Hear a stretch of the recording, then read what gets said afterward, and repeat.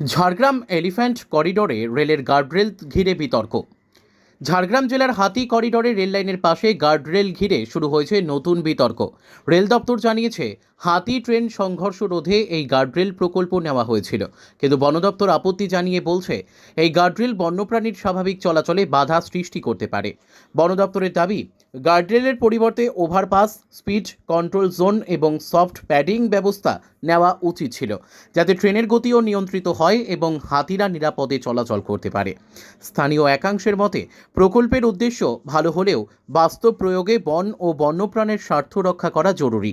অন্যদিকে রেল দপ্তরের যুক্তি, হাতি ট্রেন দুর্ঘটনায় প্রাণহানি রুখতে এই সুরক্ষার ব্যবস্থা নেওয়া প্রয়োজন ছিল। তবে পরিবেশবিদ ও স্থানীয়দের একাংশ হাতির স্বাভাবিক চলাচলের বাধার বিরোধী।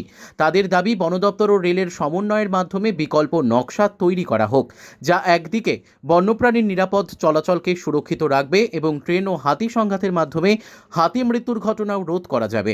এই ভারসাম্য কিভাবে রক্ষা করা যায় তাই নিয়েই এখন আলোচনা চলছে রেল ও বন দপ্তরের মধ্যে। সব মিলিয়ে ঝাড়গ্রামে এই গার্ডরেল বিতর্ক আজ এক গুরুত্বপূর্ণ বিষয় হয়ে দাঁড়িয়েছে বন্যপ্রাণী সুরক্ষায়।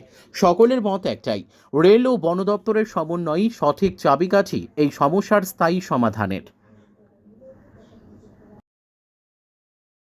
আমরা এলাকাবাসী চাই যে হাতির চলাফেরার যে রাস্তা, তাতে বাধা সৃষ্টি যাতে না হয়, তার জন্য বন দপ্তর এবং রেল উভয়কে তার আলোচনার মধ্যে করতে হবে।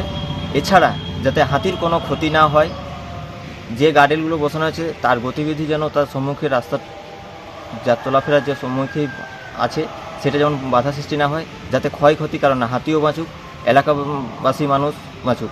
এর জন্য বন দপ্তর এবং রেল উভয়কে এখনকার যে প্রযুক্তি টেকনোলজি আছে তার জন্য ব্যবহার করা হয়, যাতে হাতিও না মরে আর এলাকাবাসী মানুষের যেমন ক্ষয়ক্ষতি না হয়।